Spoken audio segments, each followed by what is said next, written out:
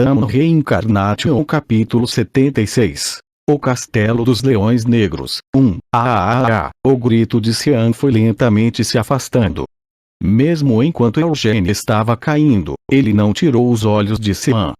Xian era o jovem mestre da linhagem direta dos Lionheart, um famoso e prestigioso clã de guerreiros. Com tal experiência, Xian definitivamente aprendeu muitas coisas desde tenra idade, mas não havia como ele estar familiarizado com uma queda livre como essa. E isso não era apenas natural. Tendo passado por um portão de teletransporte, eles foram imediatamente deixados para cair do alto do céu. Então, neste momento, Xian estava batendo os braços no ar, ainda gritando. Eugênio pensou. Preciso ajudá-lo. No momento, Eugênio decidiu cuidar de sua própria segurança primeiro. Depois que diminuiu sua queda com alguma magia de flutuação, ele olhou para Xian mais uma vez. Com as habilidades de Xian sozinho, ele não seria capaz de sobreviver a uma queda dessa altura. Mesmo com a maior sorte, alguns de seus ossos seriam completamente quebrados. Parece que não preciso ajudá-lo, decidiu Eugênio.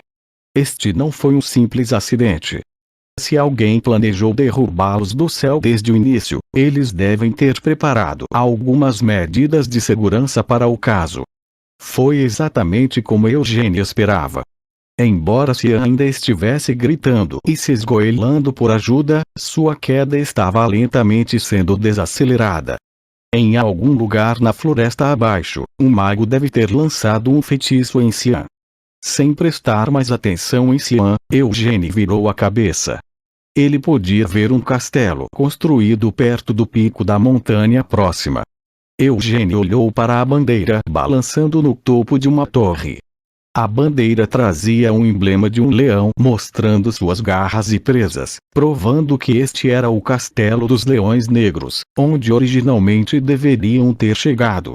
Eles permitiriam que Eugênio fosse para lá a partir dali. Não. Se fosse esse o caso, eles não o teriam feito cair desta altura para começo de conversa. Embora não soubesse as razões específicas por trás disso, por enquanto, Eugênio decidiu aceitar essa situação com otimismo. Embora o túmulo de Vermouth possa estar escondido em algum lugar no terreno do Castelo dos Leões Negros, também pode estar escondido em algum lugar nesta montanha. Embora eu não ache que eles vão nos deixar vagar como quisermos. Para começar, Eugênio decidiu dar uma olhada em qualquer um dos lugares que lhe chamassem a atenção enquanto se dirigia ao castelo. Com isso em mente, Eugênio começou a acelerar sua descida. O vento envolvendo Eugênio começou a empurrá-lo para frente. Ao longe, uma voz perguntou: "Isso tudo é o poder de Vinit?" Eles receberam uma resposta: "Não." Antes de invocar o espírito do vento, ele primeiro usou um feitiço de flutuação. Também não mostrou nenhum sinal de pânico como esperado. Ele também é habilidoso em magia. Observou outra voz. Doine sorriu brilhantemente enquanto estava com as mãos atrás das costas. Ele e os outros membros do Conselho dos Anciãos estavam de pé na parede do castelo, observando Eugênio e Xian.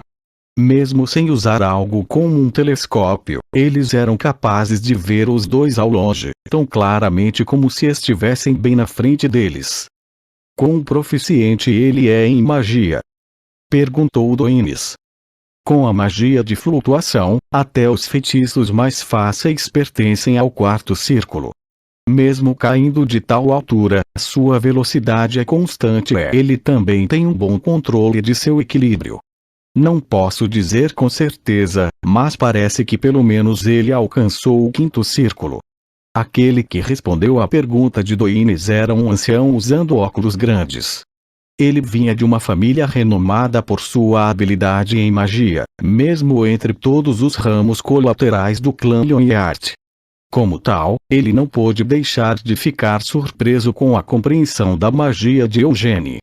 Para Eugênio Lionheart ter alcançado pelo menos o quinto círculo tendo apenas 19 anos era absurdo. O ancião até tinha ouvido falar que o progresso de Eugênie com a fórmula da chama branca havia sido tão rápido que foi sem precedentes. Poderia Eugênie realmente ter subido para o quinto círculo, sendo que começou a aprender magia há apenas 2 anos. Patriarca, você sabe qual estrela Eugênie Lyonhart alcançou na fórmula da chama branca? O ancião escondeu sua expressão quando se virou para olhar Gilead. Gilead estava olhando para Eugênie Sean com uma expressão ligeiramente rígida. Ele ponderou sobre esta questão por alguns momentos antes de responder. Antes de partir para Roth, Eugênie havia alcançado a 3ª estrela, e eu recebi uma carta no ano passado me informando que ele havia alcançado a 4ª. Oh! Quem respondeu a essa revelação com risadas foi Doines. Acenando com a cabeça, ele esfregou o queixo e disse: para um jovem de 19 anos ter alcançado a 4ª estrela, talvez ele possa até avançar para o próximo nível em 1 ano. Algo assim é impossível. Quem respondeu dessa vez foi um homem de meia idade que dava uma impressão bem conservada. Entre os 10 anciãos do conselho, apenas 3 deles eram membros da linhagem direta que praticavam a fórmula da chama branca. O mais velho da linha direta e chefe do conselho, Doines Lyonhart. A irmã do ex-patriarca, Carmen Lyonhart. E quem acabava de afirmar que era impossível era outro dos irmãos do ex-patriarca, o irmão mais novo de Carmen, Klein Lyonhart. Ele já havia se separado da família principal há várias décadas e fundou seu próprio ramo da família. Então, 10 anos atrás, se aposentou do serviço ativo e foi aceito como um dos anciãos do conselho. Embora possa ter se aposentado, Klein ainda treinava a fórmula da chama branca durante sua prática diária. No entanto, mesmo com isso, Klein ainda não conseguiu romper a parede que havia entre ele e a 7ª estrela. Entre os Lyonharts vivos atuais, apenas 2 pessoas, Doines e Carmen, conseguiram cruzar aquela parede e alcançar a 7ª estrela. Mesmo o atual patriarca, Gilead, e seu irmão mais novo, Gion, ainda não haviam chegado à 7ª estrela, o que significa que eles ainda estavam nos degraus finais da 6ª estrela. Mas esse pirralho, que ainda não atingiu a idade adulta, teria o potencial de alcançar a 5ª estrela da Fórmula Branca em 1 ano. Klein recusou-se absolutamente a reconhecer tal possibilidade. Só porque você é incompetente não significa que todo mundo seja tanto quanto você. Carmen murmurou enquanto puxava um charuto de uma caixa opulenta. Irmã mais velha. Klein gritou em protesto. Não me chame de irmã mais velha com essa cara. Carmen ordenou. O que há de errado com minha cara? Klein perguntou defensivamente. Carmen fungou. Qualquer um que olhasse para nós pensaria que você é meu pai ou mesmo meu avô. É porque você não age de acordo com a sua idade e teimosamente insiste em manter o rosto jovem, irmã. Klein acusou. Por quanto tempo planeja manter essa aparência jovem? É muito melhor parecer jovem do que parecer velha. Carmen se defendeu. Mas estou dizendo que, com sua aparência, não há senso de dignidade nenhum. Quando você começou a ouvir as pessoas chamá-la de anciã, deveria ter tentado cultivar um senso de dignidade que combinasse com esse título. Em vez disso, irmã, mesmo que você tenha mais de 60 anos, ainda age como se fosse uma jovem donzela em seus 20 e poucos. Crack. Os dentes de Carmen morderam o charuto e Klein se viu incapaz de dizer mais nada. Embora fosse embaraçoso admitir isso quando já tinha essa idade, Klein tinha medo dos punhos de sua irmã. No entanto, ele ainda acreditava que era importante cultivar um senso de dignidade que fosse digno de suas posições como anciãos. Carmen foi a única dos 10 anciãos que insistiu em permanecer na ativa. E bastava olhar para a atual Carmen. Ela havia colocado outro charuto apagado na boca, e um casaco grande o suficiente para caber nela como uma capa estava pendurado em seus ombros. Além disso, ela ergueu um de seus pés calçados com botas no parapeito, e, mesmo com o vento soprando direto em seu rosto, Carmen ainda mantinha a pose. Klein suspirou. Ela está até fazendo isso onde nosso sobrinho possa vê-la. Pode não importar quando apenas os mais velhos se reunissem, mas Klein pelo menos queria que Carmen parecesse um pouco mais merecedora de respeito quando seu sobrinho, Gilead, estivesse por perto para vê-la. Ainda mais agora que seus sobrinhos netos chegariam em breve. Já é tarde demais, admitiu Klein com um suspiro enquanto acariciava a barba. Afinal, Carmen já não havia aceitado sua sobrinha neta Ciel como escudeira há 2 anos. Sempre que se lembrava disso, Klein não podia deixar de se encolher de vergonha alheia por causa de sua irmã mais velha ainda imatura. Eles aterrissaram, declarou Doines. Depois de ver Cian e Eugene cair na floresta, Doines se virou. Atrás dele estavam os anciãos e os 10 capitães que lideravam as divisões dos Cavaleiros Leão Negro. Klein, disse Carmen, ao pisar forte no chão com a bota que havia apoiado no corrimão, fazendo um baque. Diante dessa visão, Klein não pôde deixar de soltar outro suspiro. Esta irmã mais velha infantil dele se orgulhava como um dos membros mais veteranos do clã Lyonheart, ao lado de Doines, mas ainda não havia se aposentado do serviço ativo e continuou a liderar sua divisão nos Cavaleiros Leão Negro. Ouvindo Carmen chamar claramente seu nome, Klein rapidamente balançou a cabeça. Não vou com você, insistiu ele. Agora que já se tornou um ancião, Porquis deveria trabalhar seu corpo. Os olhos de Carmen se estreitaram com essa resposta. Semelhante a como Klein pensava que sua irmã mais velha era imatura, Carmen também acreditava que seu irmão mais novo era infantil.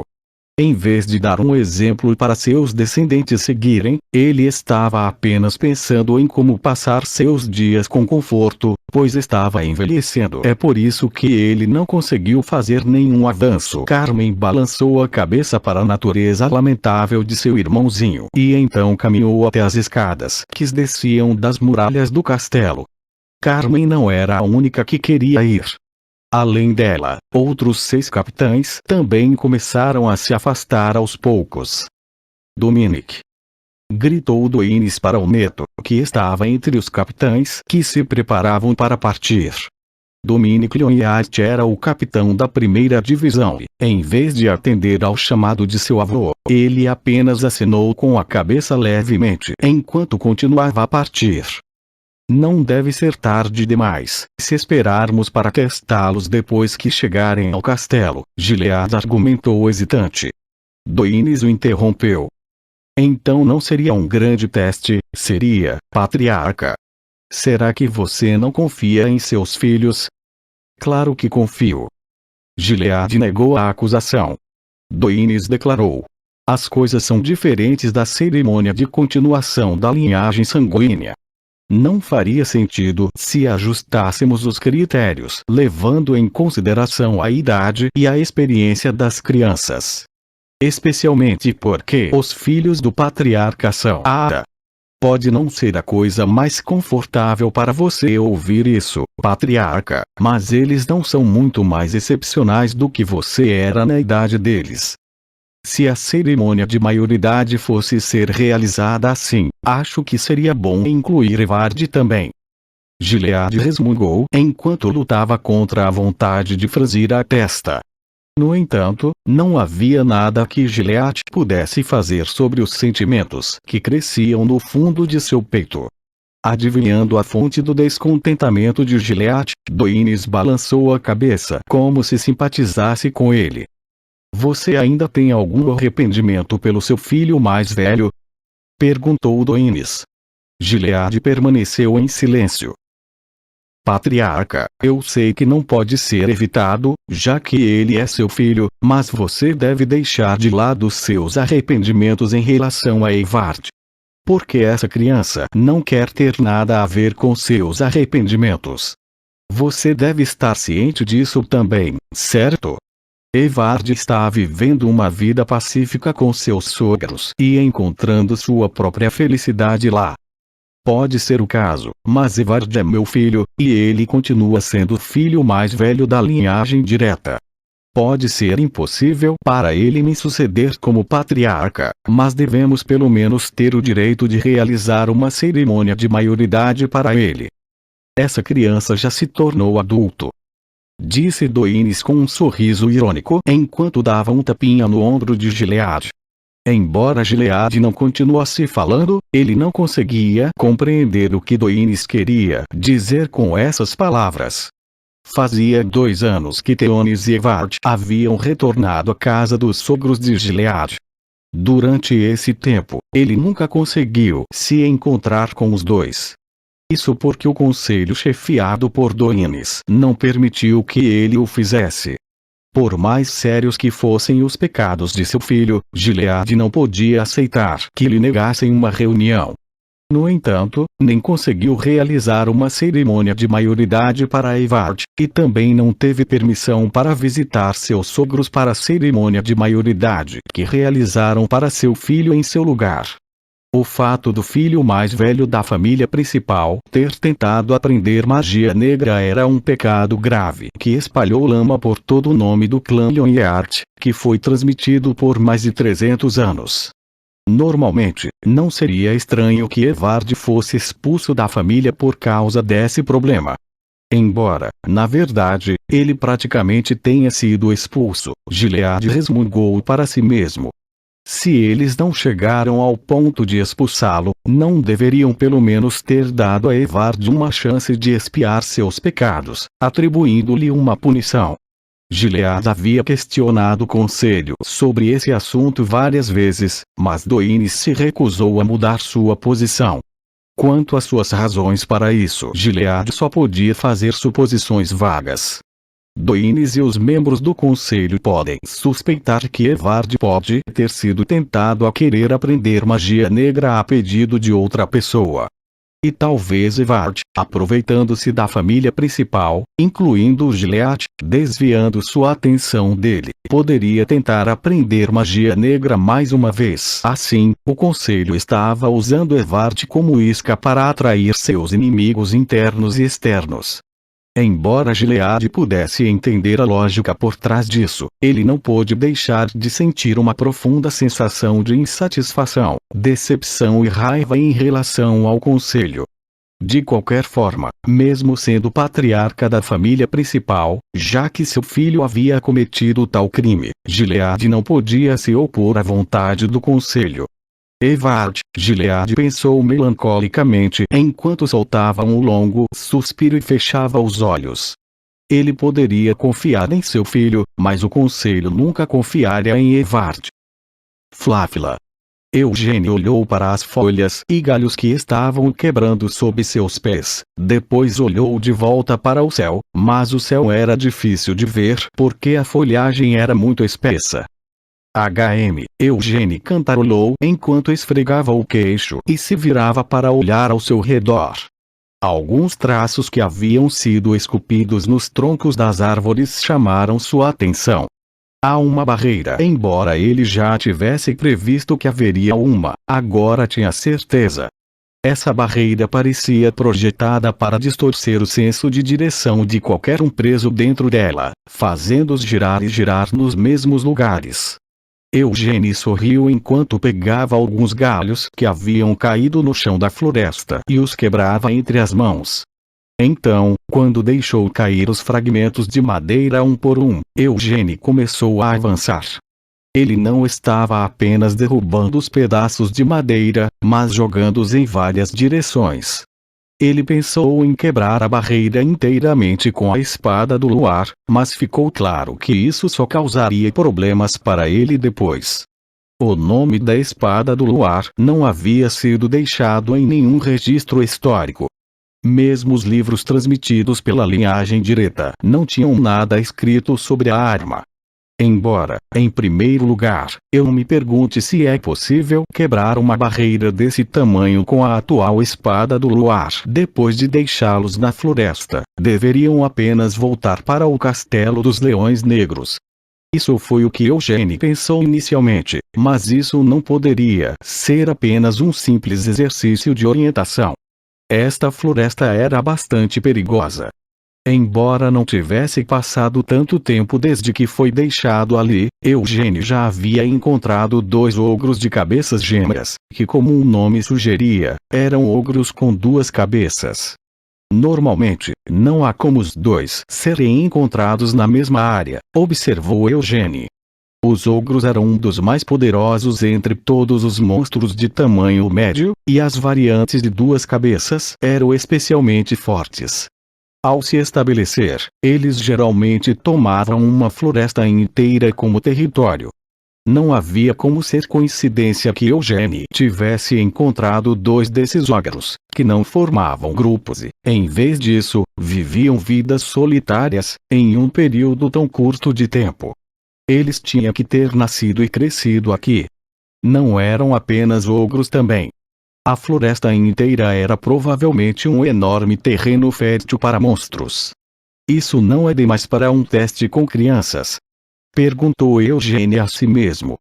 Embora isso seja apenas se eles estivessem falando sobre crianças normais. Como filhos da linhagem direta, eles poderiam confiar em Cian e Eugênie para passar facilmente por algo assim. Não. Se era isso que eles estavam pensando, isso era realmente muito fácil. Não importa o quão perigosos os ogros possam ser, contanto que você seja capaz de manejar a espada de força com habilidade, eles não são muito difíceis como oponentes. Não é como se eles tivessem restringido nossa mana como durante a cerimônia de continuação da linhagem sanguínea. A única coisa que estava incomodando Eugênie no momento era a barreira que o fazia vagar pela floresta, incapaz de encontrar o caminho. Mas se fossem apenas manter os obstáculos como algo assim, não havia motivo para terem derrubado Eugênie Cian do céu no início do teste. Houve uma mudança no vento. De fato, como esperado. Disse Eugênie com um sorriso enquanto dobrava os joelhos. Crac-crac-crac. Galhos de árvores de um lugar alto caíram na cabeça de Eugênie. Para não ser pego nisso, Eugênie pulou para trás e olhou para cima novamente. Grunhiu Eugênie. Desta vez, ele realmente ficou surpreso. A próxima coisa a descer do céu em direção a ele foi um wyvern gigante. Mesmo que um monstro daquele tamanho estivesse caindo sobre ele direto de cima, ele demorou para perceber por causa da barreira. O ataque do wyvern foi bastante surpreendente, mas a pessoa montada na sela nas costas do wyvern surpreendeu Eugênie ainda mais. Eugênie perguntou sem rodeios. Desde quando você anda por aí montando wyverns? A cavaleira era Ciel Lyonheart. Enquanto puxava as rédeas, ela deu a ele um olhar intrigado. Como conseguiu perceber que eu estava vindo? Ela perguntou a ele. Ciel não pôde deixar de se surpreender. A barreira espalhada por toda a floresta era obra da 6ª Divisão, que era composta por magos de batalha que podiam ser encontrados até mesmo entre as fileiras dos Cavaleiros Leão Negro. Essa barreira pretendia obscurecer completamente a presença do invasor. No entanto, apesar disso, Eugênie não entrou em pânico por ser pego em uma barreira e foi capaz de responder ao ataque inesperado. Ciel simplesmente não conseguia acreditar que isso era verdade. O vento estava muito barulhento. Explicou Eugênie. Que conversa maluca é essa? Ciel questionou enquanto freava seu wyvern. Vosh. Com um grande bater de suas asas, que derrubou um pedaço inteiro do chão da floresta, o wyvern atacou Eugênie. Mais uma vez, Eugênie recuou rapidamente e enfiou as mãos no manto. Como esperado, você está aqui para me impedir. Comentou Eugênie. Achei que seria muito fácil se fossem apenas esses monstros. Faz muito tempo desde a última vez que nos vimos, e isso é tudo o que tem a dizer. Ciel reclamou. Isso vale para você também. Não acha que é demais me atacar sem nem mesmo dizer olá? Eugênie argumentou de volta. Sua cabeça não está doendo? Ciel perguntou em vez de responder sua pergunta. Eugênie inclinou a cabeça para o lado enquanto puxava um chicote de seu manto. Minha cabeça. Por que você pergunta? Essa barreira deve estar influenciando sua mente, turvando seus pensamentos, Ciel afirmou hesitante. Não é à toa. Eugênie concordou com a cabeça. Quando entrei pela primeira vez, senti um pouco de tontura. Só isso? Ciel perguntou com ceticismo. Eugênie explicou. Minha mentalidade é um tanto resistente. Ciel bufou com essas palavras absurdas. Aquele manto. Eles não disseram que poderia bloquear feitiços até o 5º círculo. Mesmo assim, a magia fortalecendo essa barreira deve ultrapassar o 5º círculo, certo? Ciel guardou essas dúvidas para si mesma. Essa barreira foi criada para criar uma ilusão dos medos do alvo e desgastar sua mente. Agora, Cian ainda estava gritando alto quando encontrou visões de fantasmas medonhos. No entanto, em vez de ver quaisquer ilusões, Eugênie sentiu apenas uma leve sensação de vertigem. Ciel olhou para Eugênie. Nas circunstâncias normais, os inspetores não teriam atacado tão rapidamente e teriam primeiro esperado para ver como os participantes do teste responderiam ao serem confrontados com seus medos. No entanto, ao contrário de Cian, Eugênie não foi impedido pela barreira. Como tal, eles não tiveram escolha a não ser atacar mais cedo do que haviam planejado. Não tem nada de que tenha medo? Ciel perguntou curiosa. Eu não. Eugênie respondeu com um rosto calmo. Embora ele tivesse acabado de se livrar do ataque mental como uma leve sensação de vertigem, aquilo realmente tinha a intenção de assustá-lo. Uma barreira fraca como essa, como poderia incorporar o medo em seu coração? É lamentável, mas experimentei todos os tipos de ataques mentais ao ponto de me cansar deles, murmurou Eugênie para si mesmo. Embora a reencarnação possa ter mudado seu corpo, sua alma permaneceu a mesma. Suas memórias também não foram apagadas. Graças a isso, a força mental de Eugênie era a mesma de quando ele estava vivo como Amel. Em sua vida anterior, ele foi submetido a inúmeros ataques mentais mais terríveis e aterrorizantes do que o que estava enfrentando agora. Primeiro, houve a rainha dos demônios da noite, Noir Jabela. Essa maldita cadela enviava seus demônios da noite para eles de vez em quando, sem qualquer aviso, para tentar quebrar seus espíritos. Mas não foi apenas Noir Jabela. Enquanto o grupo estava conquistando os 3 primeiros castelos dos reis demônios, eles constantemente recebiam ataques mentais, não importava o que fizessem. Em primeiro lugar, a barreira montada nesta floresta não foi construída com a intenção de destruir sua mente, e com a adição do manto das trevas, a resistência mental de Eugênie fez com que ele sentisse apenas uma leve sensação de tontura em vez de ver uma visão de seus medos. Você vai continuar montando essa coisa? Eugênie apontou. O bater das asas do Wyvern pode ser capaz de explodir uma tempestade, mas esses ventos não podem afetar Eugênie. Isso porque os espíritos do vento que ele invocou através de Vinit estavam compensando as rajadas criadas pelo Wyvern. Por quê? Quer tentar montá-lo também? Ciel perguntou provocando. Posso voar no céu mesmo sem montar nisso? Disse Eugênie com um sorriso enquanto levantava o corpo no ar. Nesta abertura, Ciel imediatamente chutou as costas do Wyvern e atacou Eugênie. O florete que tirou da cintura veio perfurando-o. Eugênie balançou levemente Vinit, empurrando Ciel para longe dele. Desde quando se tornou uma rebeldezinha que gosta de fazer bullying com os outros? Eugênie murmurou para si mesmo. O quê? O rosto de Ciel se torceu em uma carranca quando ouviu as palavras de Eugênie. Usando um tronco de árvore como ponto de apoio, ela pulou em direção a ele mais uma vez, seu rosto ainda fixo em uma carranca enquanto gritava. De onde você veio com uma piada idiota como essa? Ah, Eugênie tossiu para esconder seu constrangimento e balançou a cabeça. Eu não estava tentando fazer piada. As palavras saíram assim. Essa piada não é nem remotamente engraçada. Ciel gritou ofendida. Embora ele realmente estivesse esperando ter pelo menos um pouco de diversão, Eugênie escondeu qualquer sinal disso enquanto gritava de volta. E eu disse que não estava tentando ser engraçado.